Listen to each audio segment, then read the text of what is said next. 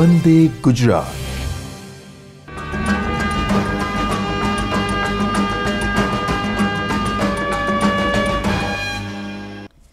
નમસ્કાર.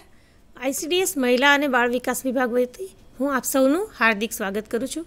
દર્શક મિત્રો, આપણે ઘણા બધા સમયથી કિશોરીઓને લગતા કાર્યક્રમો આપને દર્શાવીએ છીએ. એમાં દર વખતે એવી રીતે પસંદગી કરીએ છીએ કે આપને કંઈક ને કંઈક નવું અમે માર્ગદર્શન અહીંયાથી આપને આપી શકીએ કે જે કિશોરીઓને પોતાના વ્યક્તિગત જીવનમાં પણ ખૂબ એમને કામ લાગે એવા પ્રકારના પ્રયત્નો અમે અહીંયાથી કરીએ છીએ. આજે પણ એક એવો જ વિષય લઈને આવ્યા છીએ કે જે સીધો કિશોરીને મદદરૂપ થશે. દર્શક મિત્રો, આપણે સૌ જાણીએ છીએ કે જ્યારે પણ એક માતા છે એ ગર્ભાધાન ધારણ કરે છે એટલે કે ગર્ભાધાનથી લઈને બાળકના વિકાસની શરૂઆત થઈ જાય છે. આ વિકાસ ધીમે ધીમે આગળ વધતો જાય છે. બાળકમાંથી કિશોરમાંથી પુખ્ત પછી યુવાવસ્થા, વૃદ્ધાવસ્થા, એવી રીતે આગળ આખું જીવનચક્ર ચાલે છે. તો એમાં જે આ કિશોરાવસ્થા છે એટલે કે 11 થી 18 વર્ષ, કિશોર અને કિશોરીઓ એ બંનેમાં ઘણા બધા પ્રકારના ફેરફારો, શારીરિક માનસિક ફેરફારો આપણને જોવા મળે છે. દર્શક મિત્રો, કિશોરો કરતાં ખાસ કરીને જે આપણી કિશોરીઓ છે એ પોતાના આ વિકાસને લઈને બહુ જ સંકુચિત મન ધરાવે છે. કોઈની સાથે એના વિશે વાત નથી કરતી. તો આવી ઘણી બધી એમના મનમાં ઘણી બધી મૂંઝવણો હોય છે. તો આ બધી મૂંઝવણો કેમ દૂર કરવી, એના માટે અમે આજનો એક કાર્યક્રમ રાખ્યો છે. કાર્યક્રમનો આજનો વિષય છે કિશોરીઓમાં માસિક ધર્મ દરમિયાન થતી સંબંધિત તકલીફો અને એનો આયુર્વેદિક દ્રષ્ટિએ શું એનો ઉપાય હોઈ શકે. તો આ જ વિષય માટે આપને માર્ગદર્શન આપવા માટે મારી સાથે સ્ટુડિયોમાં ઉપસ્થિત છે વૈદ્ય દીપ્તિબેન મકવાણા, પ્રસૂતિતંત્ર અને સ્ત્રીરોગ નિષ્ણાત, સરકારી અખંડાનંદ આયુર્વેદ કોલેજ, અમદાવાદ. તો હું દીપ્તિબેનને વિનંતી કરીશ કે આજે આપણી કિશોરીઓને આ વિષય અંગે માર્ગદર્શન આપે. દીપ્તિબેન. આભાર ધૃતિબેન. નમસ્કાર દર્શક મિત્રો. આજે આપણે જોઈશું કે કિશોરીઓમાં માસિક સંબંધી શું તકલીફો થાય છે અને એનું આયુર્વેદ દ્રષ્ટિથી આપણે કઈ રીતે નિરાકરણ કરી શકીએ. તો માસિક સ્રાવ વિશે આપણે પહેલાં થોડું સમજી લઈશું. આગળના એપિસોડમાં માસિક સ્રાવ શું છે એ બધું આપણે વિગતવાર સમજેલું છે. તો અહીંયા આપણે ટૂંકમાં જોઈએ કે માસિક સ્રાવ એ સ્ત્રીની એક બાયોલોજિકલ પ્રક્રિયા છે જેમાં દર મહિને યોનિ માર્ગમાંથી લોહીનો સ્રાવ થાય છે. તે કોઈપણ પ્રકારનો બગાડ નથી, પરંતુ જે કિશોરીઓમાં સ્ત્રી માટે જે બાળક માટેની જે પૂર્વાવસ્થા છે, ગર્ભાધાન માટેની પૂર્વાવસ્થા છે, એના માટે જે ગર્ભાશયમાં દિવાલ બનેલી હોય છે એ અને સાથે સાથે ફલિનીકરણ ન થયેલું સ્ત્રીબીજ છે એ યોનિ માર્ગમાંથી નીકળે છે અને જેને આપણે સ્રાવ કહીશું. અને આનો પ્રારંભ છે 12 થી 13 વર્ષની ઉંમરમાં થાય છે. શું છે આ માસિક ધર્મ? તો હોર્મોનના સ્રાવ થવાથી, મતલબ કે કિશોરીઓ જ્યારે 11 થી 12 વર્ષની થાય છે ત્યારે તેના મગજમાં અમુક અંતઃસ્રાવોનો સ્રાવ થાય છે જેની અસર છે એ ગર્ભાશયમાં થાય છે અને તેના કારણે અંડાશય અને ગર્ભાશયમાંથી અમુક પ્રકારના સ્ત્રીના અંતઃસ્રાવ ઉત્પન્ન થાય છે અને આ અંતઃસ્રાવોનો સ્રાવ થવાથી કિશોરીઓના શરીરમાં શારીરિક તેમજ માનસિક બદલાવ જોવા મળે છે અને તેના જ કારણે માસિક સ્રાવ થાય છે. અને આ છે એ દર મહિને થતો હોવાથી આપણે તેને માસિક ચક્ર પણ કહીએ છીએ. તો આપણને પ્રશ્ન એ થશે કે આ માસિક ધર્મને સમજવું કેમ જરૂરી છે? કેમ કે ઘણા એમ કહેશે કે મારા દાદી નાની બધા તો રેગ્યુલર માસિકમાં થતા હતા, તો આમાં શું નવું છે? તો અત્યારના સમયમાં માસિક ધર્મને સમજવું એટલે જરૂરી છે કે માસિક સ્રાવ રિલેટેડ જે પણ રોગો છે અને સાથે સાથે કે આ દરમિયાન સ્ત્રીઓમાં અને ખાસ કરીને કિશોરીઓમાં જે શરમ સંકોચ અનુભવાય છે તો એના માટે કિશોરીઓને શિક્ષિત કરવી સૌથી વધારે જરૂરી છે. જ્યારે પણ કિશોરી છે પહેલીવાર માસિકમાં થાય છે ત્યારે એને કોઈ પણ પ્રકારના સ્રાવ વિશે માહિતી નથી હોતી, તો એમને આ શિક્ષિત કરવું બહુ જરૂરી છે. એટલે જ જ્યારે કિશોરીઓમાં શારીરિક ફેરફાર જેવા કે તેની બગલમાં અને યોનિ ભાગમાં વાળ આવવા, સાથે સાથે એના સ્તનનો વિકાસ થવો, આ નોર્મલી 8 થી 10 વર્ષની ઉંમરમાં શરૂ થાય છે. તો આ ઉંમરમાં એમને માસિક સ્રાવ વિશે પણ શિક્ષિત કરવી જોઈએ કે જેના કારણે એને જ્યારે પહેલીવાર એ માસિક આવે છે ત્યારે એને શરમ અને સંકોચ જોવા મળે છે. અચાનક એ ડઘાઈ જાય છે કે મારા યોનિ માર્ગમાંથી, એને તો ખ્યાલ પણ નથી હોતો કે આવો કોઈ ભાગ પણ હોય છે. તો ત્યાંથી એનો લોહીનો સ્રાવ થાય છે, એના વિશે ડઘાઈ જાય છે, ગભરાટ અનુભવે છે. શરમ અને સંકોચના માર્યા એ કોઈના સાથે ચર્ચા નથી કરી શકતી. તો આ પહેલાં જ એને જો સમજાવવામાં આવે, શિક્ષિત કરવામાં આવે તો એને આ સમસ્યાઓનો સામનો નથી કરવો પડતો. હવે આપણે જોઈશું કે અત્યારના સમયમાં ભારતમાં લગભગ છેલ્લા 10 વર્ષથી લાઇફસ્ટાઇલ ડિસઓર્ડર વધી રહ્યા છે અને જેનો મુખ્ય પાયો છે કિશોરી અવસ્થામાંથી શરૂ થાય છે. કેમ કે અત્યારના કલ્ચરમાં છે કિશોરી અવસ્થામાં આ વસ્તુઓનું ધ્યાન નથી રાખવામાં આવતું. તો જ્યારે એને અંતઃસ્રાવોનો સ્રાવ થાય છે તો એને ખ્યાલ નથી રહેતો કે કઈ વસ્તુઓ ખાવી જોઈએ, કઈ વસ્તુઓ ના ખાવી જોઈએ, કઈ પ્રકારની વર્તણૂક કરવી જોઈએ. તો એના કારણે એને અંતઃસ્રાવો છે એ ઇનબેલેન્સ થાય છે અને એના કારણે એને અલગ અલગ રોગો થાય છે. તો અત્યારે જોઈએ તો કિશોરીઓમાં માસિક રિલેટેડ ઘણી બધી બીમારીઓ જોવા મળે છે, જેમાં આપણે જોઈ શકીએ છીએ એમ 75 થી 80% પ્રી મેન્સ્ટ્રુઅલ સિન્ડ્રોમ PMS જોવા મળે છે, જેનું આપણે આગળ વિસ્તૃત ચર્ચા કરીશું. એના પછી છે 40 થી 45% ડિસ્મેનોરિયા, મતલબ કે માસિક દરમિયાન પેટના ભાગમાં દુખાવો થવો. એની સાથે છે 20 થી 30% એમેનોરિયા, મતલબ કે એકવાર માસિક શરૂ થઈ ગયા પછી એને માસિક છે અચાનક બંધ થઈ જવું. અને નેક્સ્ટ છે મેનોરેજિયા, મતલબ કે માસિક દરમિયાન અતિ પડતો લોહીનો સ્રાવ થવો. તો આ અલગ પ્રકારના માસિક દરમિયાન બીમારીઓ જોવા મળે છે. હું એવું પૂછવા માંગીશ, અથવા કદાચ દર્શક મિત્રો પણ એવું જાણવા માંગશે કે આજકાલ જે આપણે ટેકનોલોજીનો જમાનો છે તો ઘણીવાર કિશોરીઓ શું કરે છે, જેમ આપણે વાત કરી કે શરમ અને સંકોચ અનુભવે છે તો એ કોઈની સાથે વાત નહીં કરતા યુટ્યુબમાંથી કે એવી રીતે માહિતી મેળવવાનો પ્રયત્ન કરે છે. આ કેટલું યોગ્ય છે આપની દ્રષ્ટિએ? બહુ સરસ વાત પૂછી દ્યુતિબેન. યુટ્યુબમાંથી એને માર્ગદર્શન તો મળી રહે છે, પણ એમને જે વસ્તુ જાણવી જોઈએ કે એમાં શું કરવું જોઈએ તો એ વસ્તુ વિસ્તૃત એમને મળતી નથી. મતલબ કે યુટ્યુબમાં જે માહિતી આપી છે એનો એ ખોટી રીતે પણ અર્થઘટન કરી શકે છે. બિલકુલ સાચી વાત છે દીપ્તિબેન આપની. એટલે હંમેશા એ ધ્યાન રાખવું કે જે પણ યુવતી છે અથવા તો કિશોરી છે એની માતા પાસેથી અથવા કોઈ સ્ત્રી વડીલ પાસેથી એ માહિતી લેશે તો એનું એ યોગ્ય અર્થઘટન કરી અને પોતાના જીવનમાં એ ઉતારશે. બિલકુલ. બીજું દીપ્તિબેન એવું પૂછીશ કે જે આ PMSની વાત કરો છો એ શું છે, થોડુંક ઊંડાણપૂર્વક સમજાવશો? ચોક્કસ શ્રુતિબેન. તો આપણે PMS જોઈશું. PMS એ છે pre menstrual syndrome. Pre menstrual syndrome એટલે કે નામ પ્રમાણે જ કે મેન્સ્ટ્રુએશન માસિક સ્રાવ શરૂ થાય એના થોડા ટાઈમ પહેલાં જે તકલીફો થાય છે, જે લક્ષણો જોવા મળે છે એને આપણે કહીશું પ્રી મેન્સ્ટ્રુઅલ સિન્ડ્રોમ. તમને એમ થશે કે તો પછી માસિકથી પહેલાં શરૂ થાય તો પછી આને માસિક રિલેટેડ તકલીફ કેમ કહેવી? તો આ ક્લિયર કટ હોર્મોન્સના ઇમ્બેલેન્સ, મતલબ કે જે અંડાશયમાંથી જે સ્ત્રી હોર્મોન, ફિમેલ હોર્મોન જે નીકળે છે એના ઇનબેલેન્સ થવાના કારણે આ સિન્ડ્રોમ, મતલબ કે એમાં અમુક શારીરિક તેમજ માનસિક લક્ષણો જોવા મળે છે, જેનું નામ કયું છે પ્રી મેન્સ્ટ્રુઅલ સિન્ડ્રોમ. તો એ એક પ્રકારનો સાયકો ન્યુરો એન્ડોક્રાઇન ડિસઓર્ડર છે. મતલબ કે તેમાં માનસિક રીતે સમસ્યા સર્જાય છે કિશોરીઓમાં. અને કોના કારણે થાય છે તો કે ન્યુરો અને એન્ડોક્રાઇન, મતલબ કે એ અંતઃસ્રાવ અને સાથે સાથે ન્યુરો, મતલબ કે અમુક કેમિકલ છે જેવા કે સેરેટોનિન અને ડોપામાઇન, એના ઇનબેલેન્સના કારણે કિશોરીઓમાં શારીરિક તેમજ માનસિક તકલીફો જોવા મળે છે, જેને આપણે પ્રી મેન્સ્ટ્રુઅલ સિન્ડ્રોમ કહીએ છીએ. અને આ મોસ્ટલી મેન્સ્ટ્રુએશનના 1 અઠવાડિયા પહેલાં, મતલબ કે 7 દિવસ પહેલાં એ લક્ષણો જોવા મળવાનું શરૂ થાય છે. અને જેમ જેમ માસિક સ્રાવ બંધ થશે એમ ધીમે ધીમે બંધ થઈ જશે અને જેવો માસિક સ્રાવ પૂરો થશે આ લક્ષણો છે આપોઆપ ઓછા થઈ જશે અથવા તો બંધ થઈ જશે. અને આ દર મહિને જોવામાં આવે છે એટલે એને આપણે સિન્ડ્રોમ કહીએ છીએ. મતલબ કે દર સાયકલના 7 દિવસ પહેલાંથી આ લક્ષણો જોવા મળશે. અને સૌથી મોટી અને મહત્ત્વની વસ્તુ છે કે દર 5 કિશોરીઓમાંથી દર 1 કિશોરીમાં પ્રીમેન્સ્ટ્રુઅલ સિન્ડ્રોમ જોવા મળે છે. ઇટ મીન્સ કે તેનો રેશિયો છે આપણા ભારતમાં બહુ જ વધારે પ્રમાણમાં હોય છે.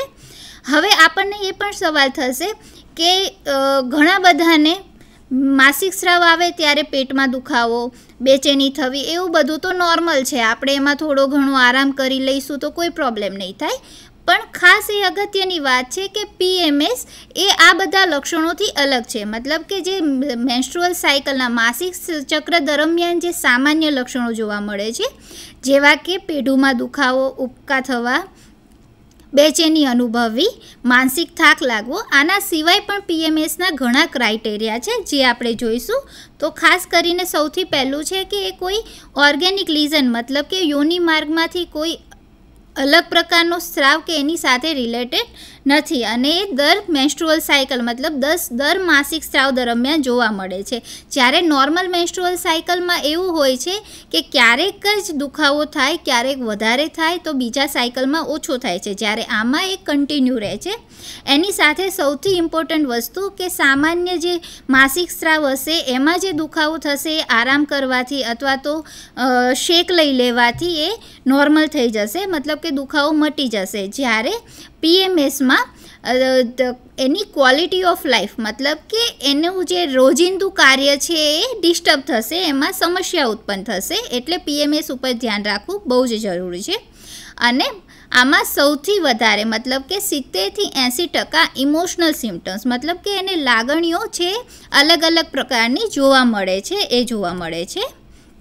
તો આપણે એના લક્ષણોની ચર્ચા કરતાં પહેલાં આપણે PMSના કારણો જોઈશું. તો PMSના મુખ્ય 2 કારણ છે. એક તો છે હોર્મોનલ ચેન્જીસ અને બીજું છે ન્યુરોટ્રાન્સમીટર ચેન્જીસ. તો હોર્મોનલ ચેન્જીસમાં આપણે પહેલાં વાત કરીએ કે સ્ત્રીના અંડાશયમાંથી જે હોર્મોન સિક્રેટ થાય છે, જે અંતઃસ્રાવોનો સ્ત્રાવ થાય છે, એમાં મુખ્ય હોર્મોન છે ઇસ્ટ્રોજન અને પ્રોજેસ્ટેરોન, કે જે છે ફિમેલ સેક્સ હોર્મોન છે, જે આખા સ્ત્રીના જે પણ માસિક સ્ત્રાવ છે અને ગર્ભાશય રિલેટેડ જે પણ પ્રવૃત્તિઓ છે એ બધાનું નિયમન કરે છે. હવે આમાં ઇનબેલેન્સ થશે તો એ બીજામાં ઇનબેલેન્સ કરશે. તો આ હોર્મોનમાં ઇનબેલેન્સ થવાથી એ ન્યુરોટ્રાન્સમીટર જેવા કે ડોપામાઇન અને સેરોટોનિન એમાં છે ઇનબેલેન્સ, મતલબ કે સમસ્યા ઉત્પન્ન કરશે. હવે થશે કે આ ડોપામાઇન અને સેરોટોનિન શું છે? તો એ એક પ્રકારના કેમિકલ છે જે નર્વસ સિસ્ટમને કંટ્રોલ કરે છે. હવે ડોપામાઇન છે એ તમારા ભણવામાં કોન્સન્ટ્રેશન રાખવા માટેનું અને રચનાત્મક કાર્યો કરવા સાથે સંકળાયેલ છે. મતલબ કે જ્યારે ડોપામાઇન રિલીઝ થશે ત્યારે તમારામાં પ્રવૃત્તિ કરવાની ક્ષમતા વધશે, સાથે સાથે રચનાત્મક કાર્યો કરવાની ઈચ્છા થશે. અને સેરોટોનિન છે એ ભણવામાં કોન્સન્ટ્રેશન વધારશે. તમારા જે લાગણી છે, મતલબ કે એકદમ અચાનક ખુશ થઈ જવું, તો ખુશી, આનંદ, એ બધું છે એ સેરોટોનિનના લીધે થશે. તો જો ઇસ્ટ્રોજનના લીધે આમાં ઇનબેલેન્સ થશે તો તમારી આ બધી છે એમાં ડિસ્ટર્બ થશે અને એના કારણે ભણવામાં એકાગ્રતા છે, કોઈ કાર્ય કરવાની ઈચ્છા છે, એ બધું બંધ થઈ જશે. સાથે સાથે ઇસ્ટ્રોજન અને પ્રોજેસ્ટેરોન છે એ શરીરના વોટર અને ઇલેક્ટ્રોલાઇટ બેલેન્સને પણ ઇનબેલેન્સ કરશે. મતલબ કે એનું વોટર અને ઇલેક્ટ્રોલાઇટ ઇનબેલેન્સ થવાથી શરીરમાં વજનમાં વધારો થવો, પેટ ફૂલી જવું, પેઢુનો ભાગ છે એ વધી જવો, એ બધા લક્ષણો છે જોવા મળશે. તો હવે આપણે જોઈશું પ્રી મેન્સ્ટ્રુઅલ સિન્ડ્રોમના લક્ષણો. તો આમાં અલગ અલગ પ્રકારના લક્ષણો જોવા મળે છે. આ લક્ષણોમાંથી 30થી 80% જેટલા લક્ષણો છે એ જે પ્રી મેન્સ્ટ્રુઅલ સિન્ડ્રોમ ધરાવતી કિશોરી હશે તો એમાં જોવા મળશે. તો સૌથી પહેલાં છે શારીરિક લક્ષણો. તો શારીરિક લક્ષણોમાં છે વધારે પડતો થાક લાગવો, ઊંઘ અને ભૂખમાં ફેરફાર. ઇટ મીન્સ કે ક્યારેક એવું થશે કે ઊંઘ છે બિલકુલ નહીં આવે, તો ક્યારેક છે એને સૂતા જ રહેવાની ઈચ્છા થશે. ભૂખમાં ફેરફાર સેમ એ જ રીતે જો નોર્મલ મેન્સ્ટ્રુઅલ સાયકલ હશે તો એને ભૂખ છે થોડી ઓછી થશે, પણ જો PMS હશે તો ક્યારેક જ એને ભૂખ ઓછી લાગશે, બાકી ક્યારેક એને એન્ઝાયટીમાં વધારે પડતી ખાવાની ઈચ્છા થશે અને એ એકદમ ખાવા લાગશે. પેટનો ફૂલાવો, એકદમ બ્લોટિંગ જેવું એને ફીલ થશે. સ્તનમાં પીડા થવી, સાથે સાથે એને સ્તન છે એકદમ ભારે અનુભવાશે. માથામાં દુખાવો થશે, સ્નાયુ તથા સંધિઓમાં પીડા થશે અને હાથ પગમાં સોજા આવી જશે. તો આ બધા શારીરિક લક્ષણો છે. અને PMSમાં સૌથી ઇમ્પોર્ટન્ટ છે માનસિક લક્ષણો, જે સૌથી વધારે જોવા મળે છે કે કિશોરી છે અચાનક જ હતાશ થઈ જશે, એને ટેન્શન આવી જશે, ચિંતાયુક્ત થઈ જશે, તણાવ આવી જશે, અચાનક જ એ કોઈ પણ કારણ વગર ગુસ્સો કરવા લાગશે, કોઈના પણ ઉપર ગુસ્સો કરવા લાગશે, ચીડિયાપણું થઈ જશે કે કોઈ વસ્તુમાં એ રિએક્શન આપશે તો કોઈ વસ્તુમાં બિલકુલ બોલશે નહીં. એને એવું અનુભવાશે કે કોઈ મારું છે નહીં અથવા તો કોઈ મારું ઇમ્પોર્ટન્સ સમજતું નથી, કોઈ મારા ઉપર ધ્યાન નથી અપાતું, એવી ફિલિંગ આવશે. વધુ પડતા લાગણીશીલ થઈ જશે, એટલે કે ક્યારેક છે એ કોઈના અચાનક રોવા લાગશે કોઈ વસ્તુથી, અચાનક કોઈ વસ્તુથી એ ક્રોધિત થઈ જશે. તો આવા બધા લાગણીમાં ફેરફારો થશે અને જાતીય વૃત્તિમાં એના ફેરફાર જોવા મળશે. તો શોર્ટમાં આ બધા લક્ષણો છે આપણે જોઈ શકીએ છીએ, જેમ કે પેઢુમાં દુખાવો થઈ જશે, ઉબકા ઉલટી વધારે આવશે, એ બધા લક્ષણો છે જોવા મળશે. હવે જો PMSમાં કંટ્રોલ ના રાખવામાં આવે તો એનાથી પણ સિવિયર સિમ્ટમ્સ જોવા મળશે.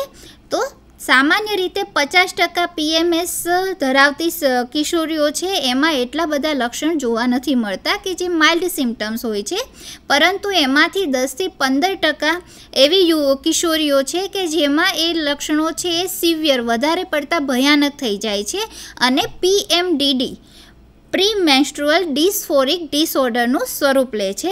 હવે એમ થશે કે આ શું છે? તો પ્રી મેન્સ્ટ્રુઅલ ડિસ્ફોરિક મતલબ કે અત્યંત વેદનાયુક્ત, એકદમ તણાવમાં થઈ જવું એવો રોગ.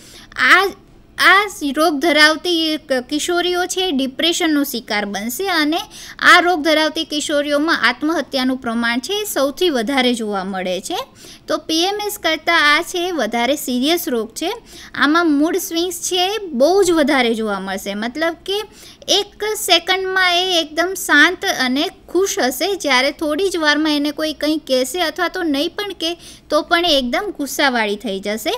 ઓવર સેન્સિટિવ હશે, કોઈ પણ વસ્તુ એને તરત લાગી જશે, કોઈ કંઈ કહેશે તો એને ખરાબ પણ તરત લાગી જશે.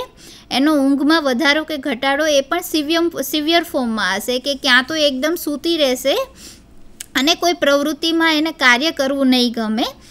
ભૂખ એકદમ એને વધારે કે ઓછી થઈ જશે અને પેટ અને માથાનો દુખાવો છે અતિશય માત્રામાં વધી જશે કે જેનાથી એને ડિપ્રેશન લેવલ સુધી પહોંચશે અને એને ત્યારે પછી તાત્કાલિક સારવારની જરૂર પડશે.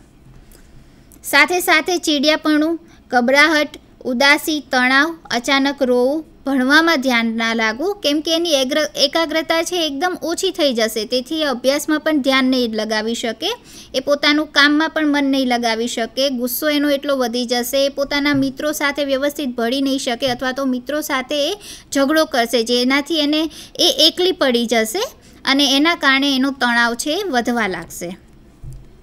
તો આ હતા PMS અને PMDDના લક્ષણો. હવે આમાં આપણે આયુર્વેદ દ્વારા શું નિરાકરણ કરી શકીએ? તો સૌથી પહેલાં આયુર્વેદ શું છે આપણે એ ટૂંકમાં જોઈ લઈએ. તો આયુર્વેદમાં મુખ્ય ગ્રંથ ચરક સંહિતામાં આયુર્વેદનો મુખ્ય હેતુ બતાવવામાં આવેલો છે. સ્વસ્થસ્ય સ્વાસ્થ્ય રક્ષણમ આતુરસ્ય વિકાર પ્રશમનમ, અર્થાત કે જે સ્વસ્થ વ્યક્તિ છે એના સ્વાસ્થ્યનું રક્ષણ કરવું અને તેના પછી આપેલું છે કે રોગીના રોગોને દૂર કરવું. તો આયુર્વેદમાં અમુક જીવનશૈલી એવી આપવામાં આવેલી છે કે જેને જો આપણે રેગ્યુલર અને સારી રીતે ફોલો કરીએ તો આ બધા રોગો છે આપણે અટકાવી શકીએ. તો એમાં આપણે PMS સાથે સરખામણી કરીએ તો ગર્ભાશય, તો આયુર્વેદમાં 5 પ્રકારના વાયુ બતાવવામાં આવેલા છે.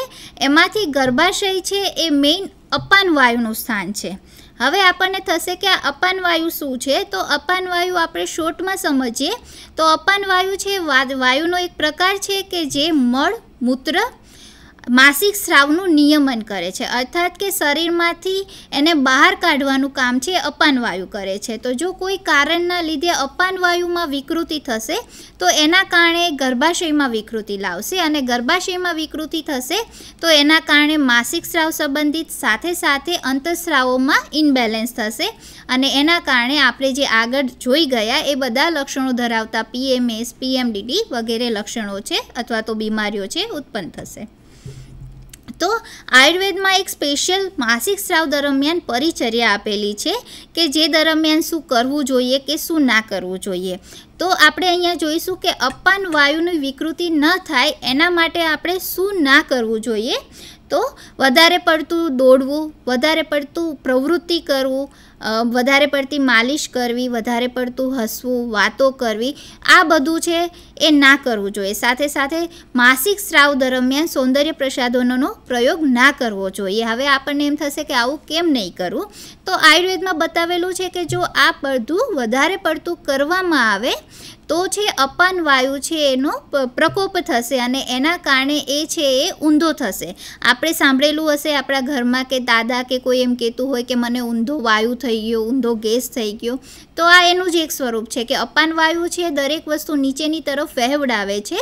તો જો આ બધી વસ્તુઓ કરવામાં આવે તો અપાન વાયુ પ્રકોપિત થઈ અને ઉપરની તરફ જશે અને એ ગર્ભાશયમાં વિકાર ઉત્પન્ન કરશે અને બીજા અનેક પ્રકારના રોગો કરશે, જેવા કે PMS અને PMDD તો છે. સાથે સાથે માસિકનું નિયમિત ન આવવું, અનિયમિતતા થઈ જવી, PCOS, માસિકનું અતિશય આવવું, વંધ્યત્વ જે સૌથી મોટો અત્યારનો રોગ છે, માસિકમાં દુખાવો થવો અને ગર્ભાશયમાં ગાંઠો થવી જેને આપણે ઓવેરિયન સિસ્ટ કહીએ છીએ, યુટ્રાઇન ફાઇબ્રોઇડ કહીએ છીએ. તો આ બધું છે અત્યારે વધારે માત્રામાં જોવા મળે છે. તો હવે જોઈશું કે આ બધી વસ્તુઓમાં આપણે ધ્યાન શું રાખવું અને ખાસ કરીને PMS મતલબ કે પ્રી મેન્સ્ટ્રુઅલ સિન્ડ્રોમમાં આપણે શું ધ્યાન રાખી શકીએ. તો સૌથી પહેલું છે કે યોગ્ય અને પૂરતું માર્ગદર્શન, મતલબ કે કિશોરીની માતા, એની મોટી બહેન અથવા તો એ સ્ત્રી વડીલ છે એ માસિક સ્રાવ સાથે સાથે એમાં થતી બીમારીઓ એને પૂરતું અને યોગ્ય માર્ગદર્શન આપે કે એનાથી કઈ રીતે બચી શકાય, માસિક સ્રાવમાં શું ધ્યાન રાખવાનું, આ બધું છે યોગ્ય માર્ગદર્શન એને હોવું જોઈએ. સાથે સાથે માસિક સ્રાવ દરમિયાન લોહીની ઉણપ છે સૌથી વધારે થાય છે અને અંતઃસ્રાવો છે એ પણ પોતાની માત્રામાં વધે અને ઘટે છે. તો એમાં ખાસ ધ્યાન રાખવું કે અંતઃસ્રાવો નોર્મલ રહે અને લોહીની ઉણપ છે એને આપણે પૂર્તિ કરીએ તો એ પ્રમાણેનો સંતુલિત આહાર લેવો જોઈએ. કેલ્શિયમ, મેગ્નેશિયમ, વિટામિન B અને વિટામિન E યુક્ત આહાર લેવાનો અથવા તો બહારથી એનું સપ્લિમેન્ટ આપવાનું.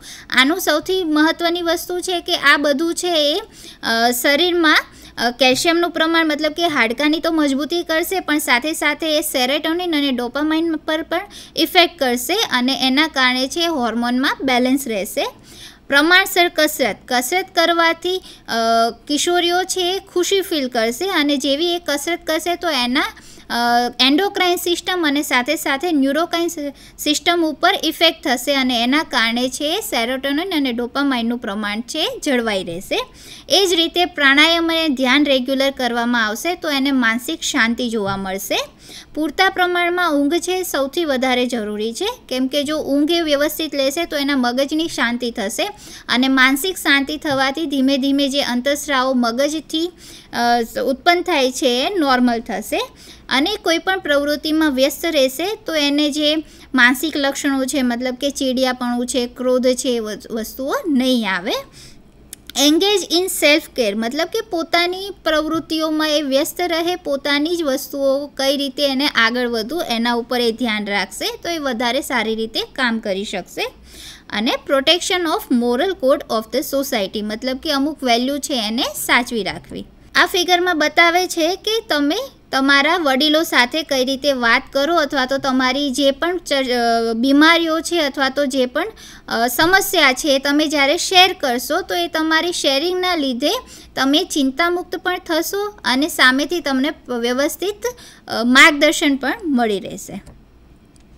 હવે આહારમાં કઈ કઈ વસ્તુઓનું ધ્યાન રાખવું તો સૌથી ઇમ્પોર્ટન્ટ છે કે અપાન વાયુ જો વિકૃત હોય તો એમાં સૌથી ધ્યાન રાખવાવાળી વસ્તુ કે જેટલા પણ સુપાચ્ય આહાર છે મતલબ કે જલ્દીથી પચી જાય એવી વસ્તુઓ ખાવી જોઈએ અને એમાં સૌથી પહેલું આવશે ગાયનું દૂધ અને ગાયનું ઘી કે જે જલ્દીથી પચી જાય છે.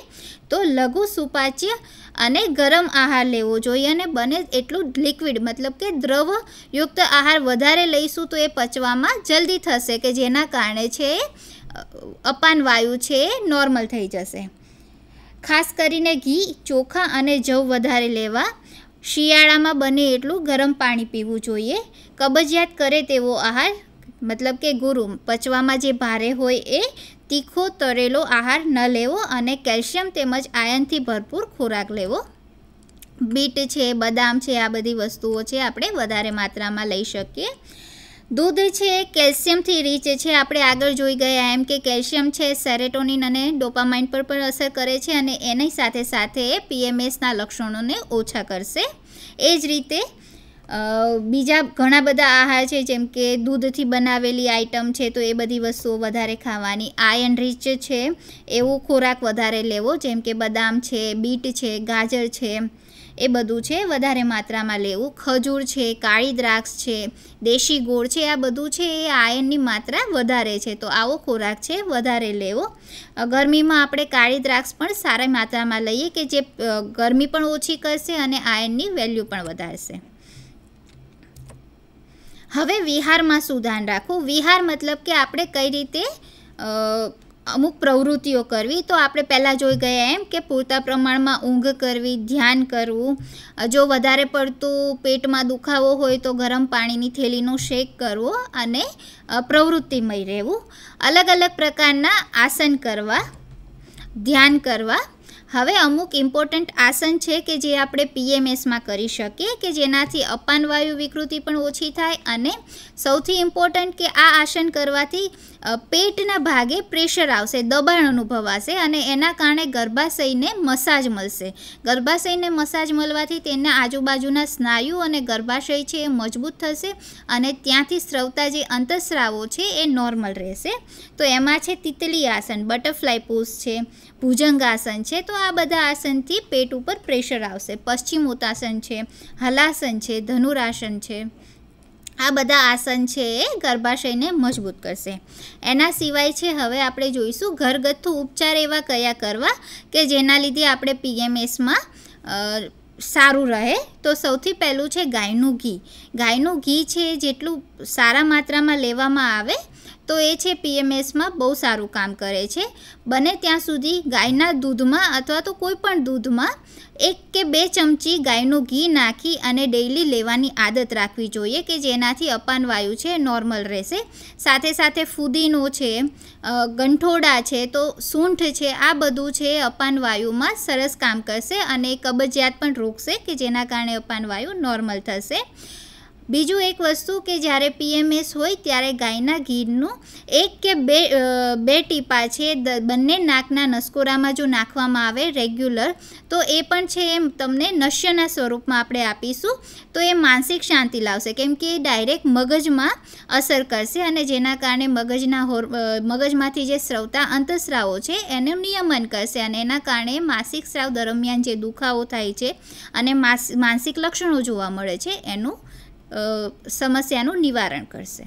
આયુર્વેદમાં બતાવ્યું એ પ્રમાણે નરો હિતાહાર વિહાર સેવી સમક્ષકારી વિષયેસુ અશક્ત, મતલબ કે જે નર હિત આહાર અને વિહાર કરે છે, વિષયેસુ અશક્ત મતલબ કે અમુક બાબતોમાં એ પ્રવૃત્ત, ખરાબ વિષયોમાં એ પ્રવૃત્ત નથી થતો. દાતાશમ મતલબ કે જે દાની હોય, હંમેશા સત્ય બોલે, ક્ષમાવાન મતલબ કે બીજાને માફ કરવાની લાગણી હોય, પોતાના વડીલોનું આપ્તસેવી મતલબ કે વડીલોની મર્યાદા રાખે, એ હંમેશા ભવતી અરોગ મતલબ કે એને કોઈ રોગ નથી થતા. દર્શક મિત્રો, દીપ્તિબેને આપણને ખૂબ સુંદર માહિતી આપી છે.